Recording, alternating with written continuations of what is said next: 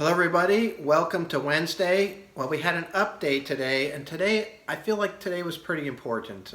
I mentioned this a while ago, but 2 days ago we broke out of the range. We set a new high for the recovery portion that we've been in so far, and then yesterday we fell back down into at least the top of the range. And so today was important. Are we going to just continue back down? And that was just another false breakout, and we'd had several, prior.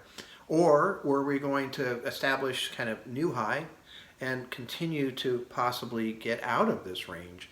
We did. We established a new high today for the recovery. And it was also fairly broad, which I think is important. You look for things in recovery. So for example, today there's about 20 different holdings that I use for my models as a whole. All of them were positive today.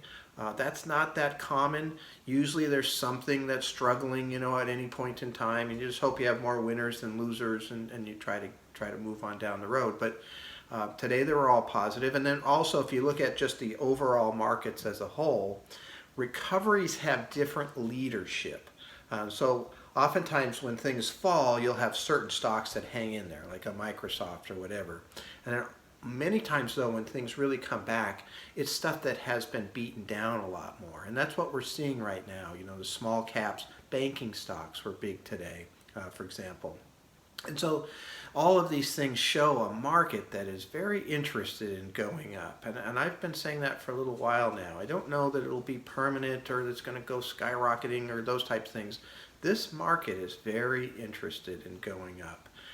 We saw way more attempts to get out of the range on the high side than the low side. And so that's promising. And today I thought was a really good move altogether. So hope to get a chance to talk to you again tomorrow, and we'll see what happens.